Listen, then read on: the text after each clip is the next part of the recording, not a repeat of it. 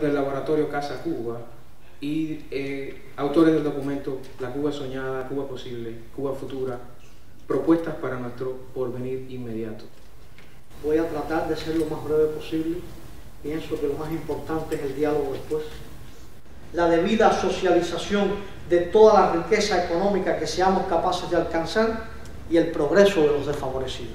Estimulamos que existan grupos con plataformas particulares, pero plataformas particulares que se pongan en función del bien común, que tengan una cultura política capaz de construir la Casa Cuba. Pero no se está debatiendo en torno al vínculo entre reforma económica y reforma política. El PSC es una realidad viva y dinámica en sus bases, pero las bases del partido no determinan su modo de funcionamiento ni sus proyecciones. El PSC tiene el desafío de reinventarse, pues el sistema de ideas marxista-leninista que rige su concepción institucional ha quedado totalmente desconectado de las identidades sociales y políticas de las nuevas generaciones de cubanos dentro y fuera de la isla. Existe un ambiente de desconfianza en nuestro sistema hacia el sistema económico y político por parte de los ciudadanos. Nadie confía en el sistema económico, todos o generalmente una gran parte también desconfiamos del sistema político. Predomina una mentalidad de recibir regalías y no de producir e innovar. Nuestro inconsciente colectivo está deteriorado y pensamos en recibir, aceptar de otros países, buscar unos terceros. Consideramos que es vital ofrecer una alternativa de realización no estatal e independiente a los emprendedores cubanos. ¿A qué nos referimos cuando apuntamos a cambios estructurales? ¿A qué nos estamos refiriendo? Al parecer lo que hay que cambiar es el modelo político, pero si asumimos esta perspectiva, de inmediato se genera lo que ya yo he bautizado hoy como paradoja Chaguaceda, porque Chaguaceda también nos ha dicho que si cambia la sociedad, es decir, que cambia la sociedad, cambia el Estado, pero no cambia el régimen político. Ahora, el asunto está en que si no cambia el régimen político, no hay cambios reales en la sociedad y en el Estado. Toda vez que las dos tesis son válidas, se forma la paradoja. Esto no tiene solución. Quiere decir que la palabra rusa perestroika está completamente ligada al tema de las reformas estructurales. Llama la atención que en el proceso ruso la glasnost jugó un papel decisivo. ¿Pero qué cosa es la glasnost? Este término ruso significa transparencia y en el caso dado transparencia informativa. Es decir, algo que no contempla la actualización raulista. Y Raúl se ha ocupado mucho, ha puesto mucha atención en reducir su propuesta exclusivamente al modelo económico. Y por si fuera poco, con el propósito explícito de salvaguardar y conservar los logros del socialismo, y cito, dice Raúl, del modelo económico con el propósito de preservar el socialismo, fortalecerlo y hacerlo verdaderamente irrevocable. La actualización, en suma, es un concepto que tiene tres niveles, o si se prefiere, tres vertientes, ¿no? La primera es estrategia para obtener liquidez. Esto está materializado en los lineamientos. Ese es el objetivo expreso y único de los lineamientos. No hay dinero. Hay que subordinarlo todo a la obtención y búsqueda de dinero. La segunda vertiente de este concepto es la formación de un empresariado socialista. Esto es estratégico.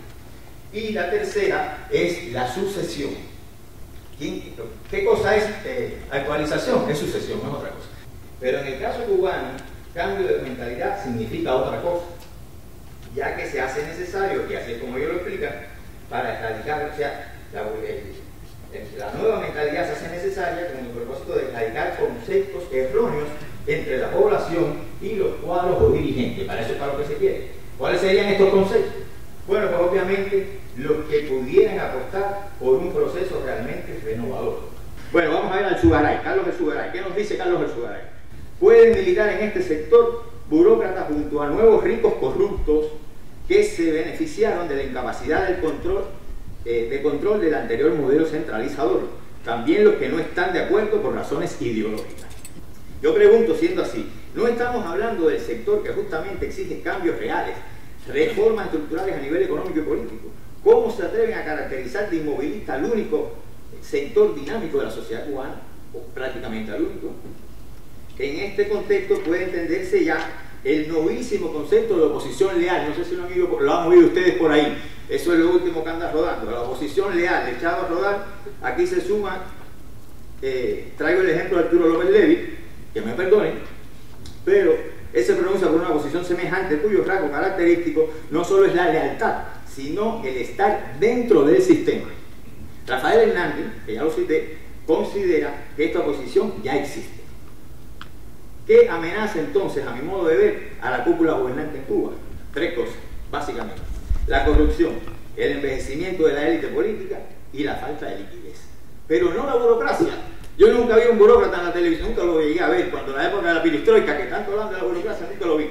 Y en Cuba, hace 7 años que estoy esperando que me saquen uno por televisión. No lo he visto. Entonces, ¿qué hacer para que funcionen las reformas? Son preguntas que han quedado sin respuesta aquí en este foro. ¿Qué hacer para que las reformas funcionen? ¿Qué hacer si no podemos crear consenso? Se preguntó por ahí, y no podemos crear consenso aquí, y no podemos crear consenso allá. Son preguntas sin respuesta. Bueno, yo creo que lo que sucede es, con este tipo de preguntas, es que siempre se han recibido respuestas teóricas y no propuestas prácticas. Así que en ese sentido, invito a Antonio para que cubra el trayecto siguiente. Muchas gracias. Bueno, para empezar, primero satisfacer tu pregunta de qué significa estado de SAT, lo he dicho muchas veces, pero bueno, parece que el término no se pega.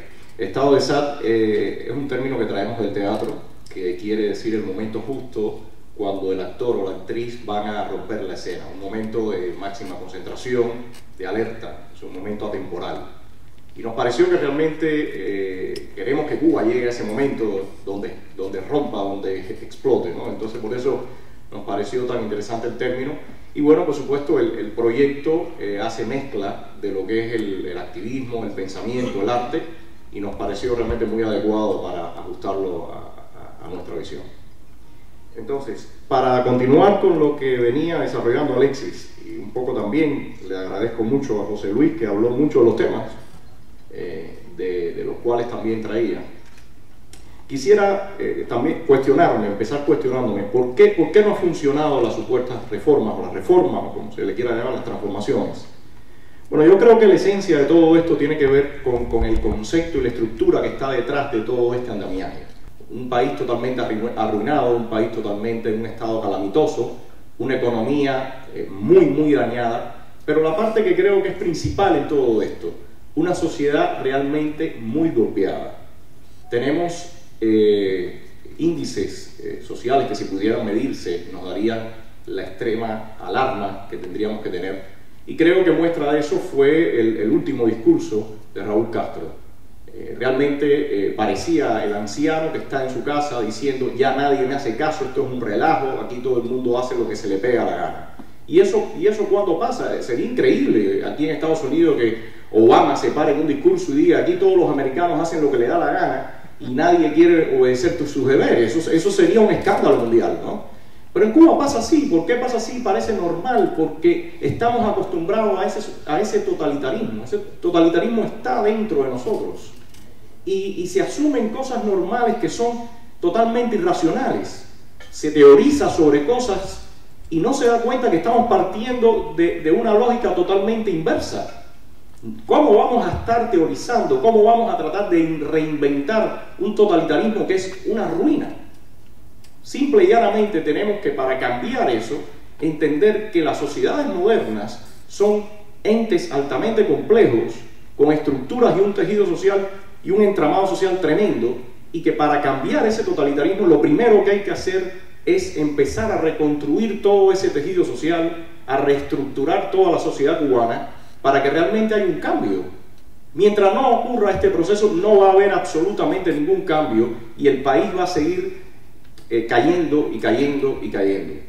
Yo creo que nunca Fidel Castro y Raúl Castro pensaron que iban a hacer eso, pero lo que han hecho es construir una diáspora inmensa y una sociedad transnacional. ¿Qué nos falta? Articular la diáspora con esa sociedad civil cubana que está tratando de pujar, con esa sociedad civil cubana que está tratando de buscar lo que le toca por su naturaleza, porque los humanos deseamos vivir en libertad, porque es lo que siempre buscamos progresar. A mí me encanta ver la exposición de José Luis hablando y diciendo lo que él quiere lograr.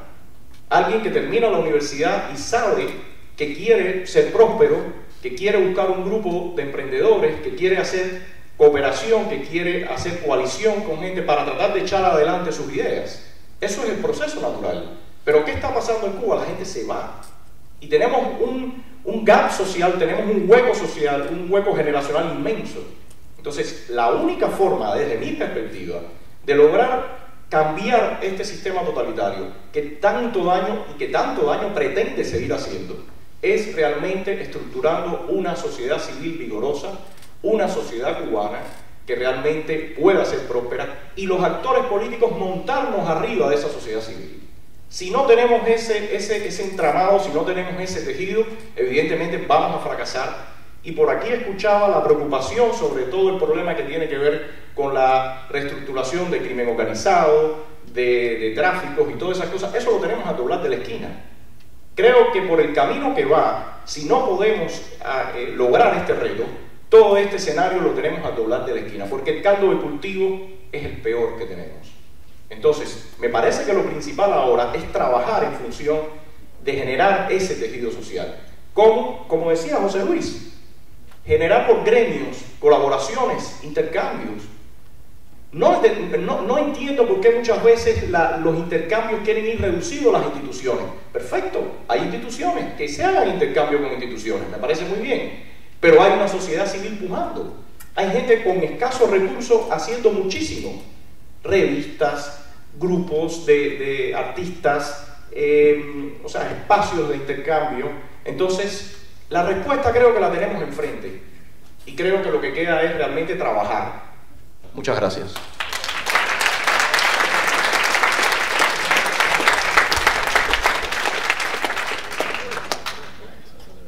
Quiero decir que yo creo que hemos sido víctimas del tiempo en este panel, porque conozco personalmente el trabajo de todos los colegas acá, y son trabajos no solo en lo teórico y lo académico, sino en lo concreto, meritorios y valiosos. Yo creo que acá están representados los proyectos más importantes de debate, reflexión e incidencia social de la sociedad civil cubana existente ahora. Lo digo sin ánimo de ser sectario.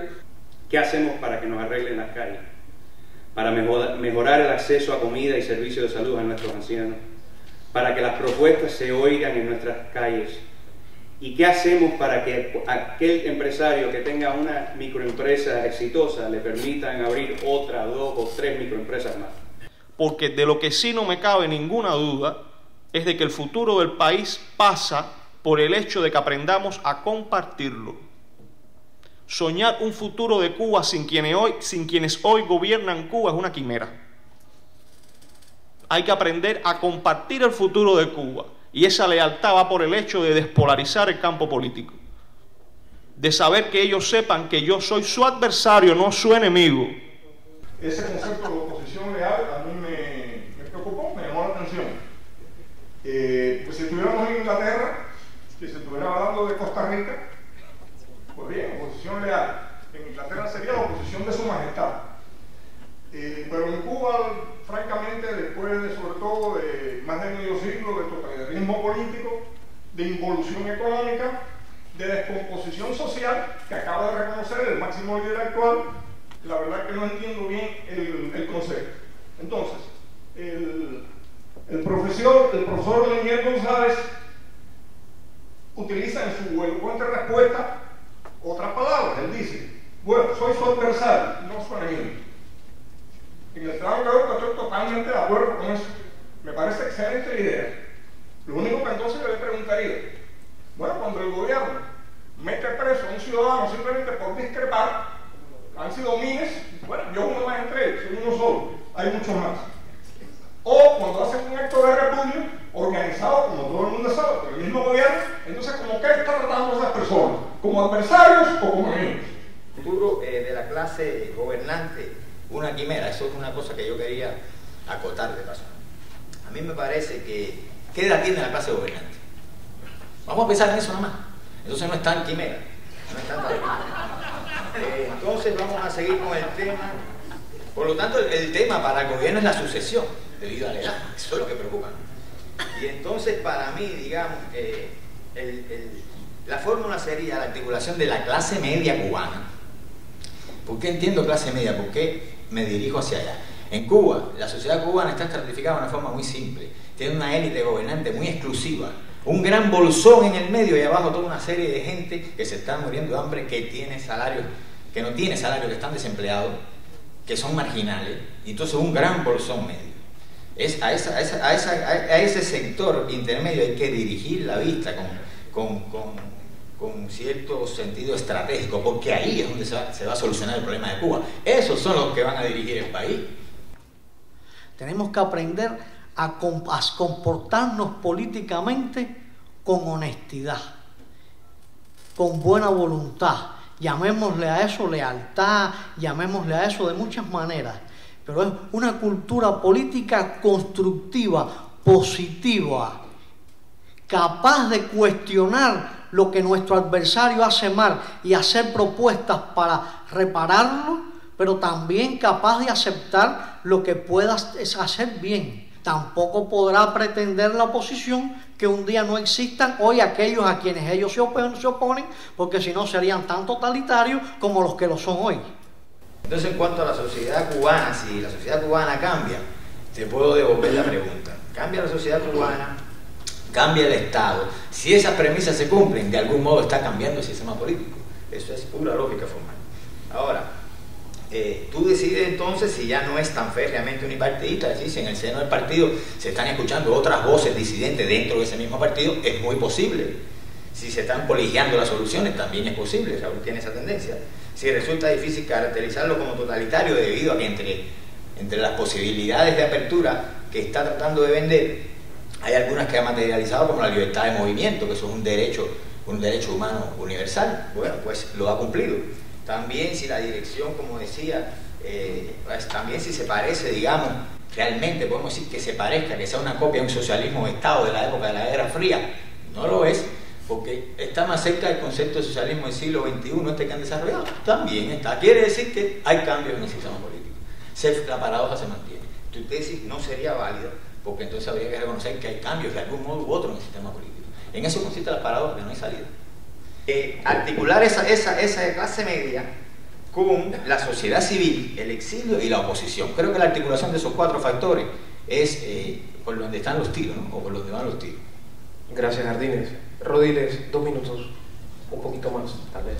Bueno, realmente me gustaría que este debate que estaba sobre los temas que estaba tocando Roberto y Lenier se pudieran dar en algún momento en vivo. Me encantaría cara a cara, no así de esta forma que es un poco difícil sostener el debate, ¿no? Pero me parecería muy interesante poderlo hacer. Con respecto a lo que se preguntaba sobre si están funcionando las reformas, me voy a referir a 3 puntos. Primero, los llamados cuentapropistas, en términos un poco, yo diría nano o microempresarios, que realmente no son ni pequeños empresarios.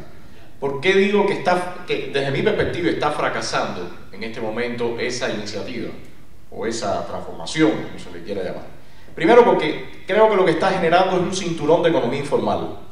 Está generando el clásico cinturón de economía informal que tenemos en toda América Latina o en el tercer mundo, donde se van impuestos, aparte porque la política tributaria es un desastre, donde hay tráficos de mercancía y el mercado negro y el mercado paralelo es lo que abastece este sistema y cómo se maneja la dinámica, y también porque no hay un marco legal que realmente sea razonable. Entonces, estos elementos lo que están es generando ese cinturón de economía informal que tenemos en muchos países del tercer mundo y que después, ¿a dónde van? Clientelismo político, tráfico de mercancías, piratería. Eso no se desarma en 2 días. Después se convierte en una especie de sinergia con el poder político que va surgiendo.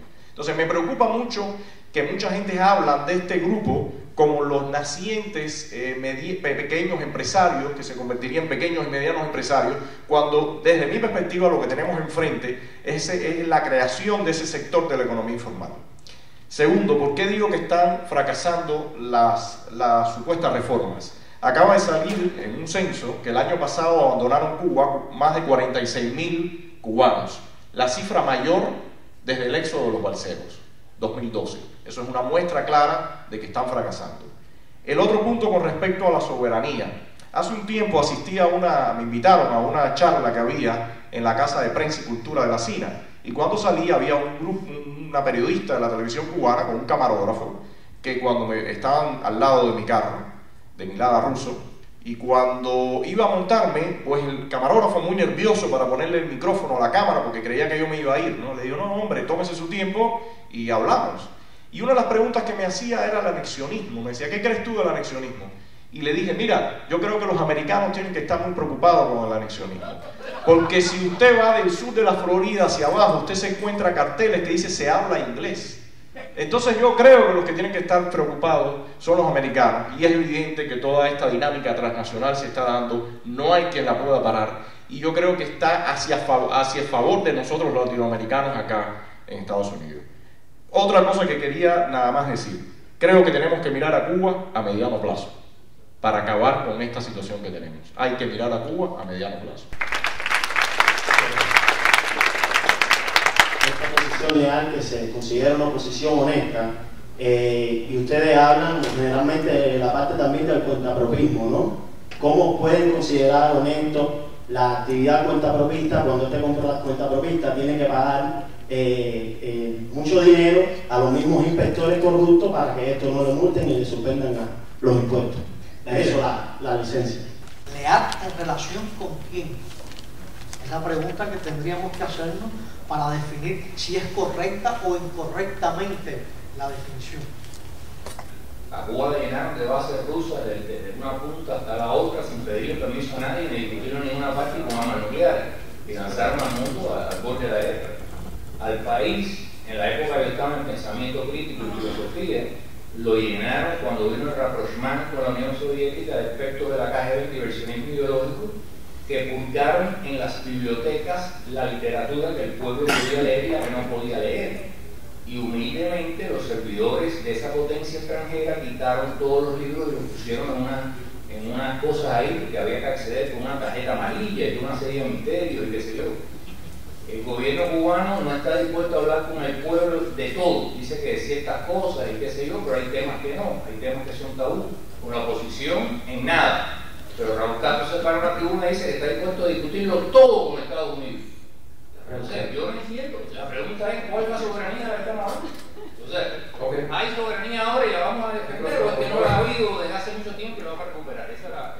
Porque los derechos, y eso lo aprendimos, o son integrales o no son. Pero sí existe una posibilidad alternativa de pensar el socialismo. ¿El socialismo cómo? Reconocer una participación del Estado, una regulación de la economía, que no sea el modelo liberal. Como decía el doctor Manzano, que ha sufrido cárcel como otras muchísimas personas, en mi caso, en noviembre, simplemente por ir a preguntar dónde estaba la esposa de Beizán en un centro de seguridad del Estado, salió una turba y coge la paliza, entre 10 y 15 personas.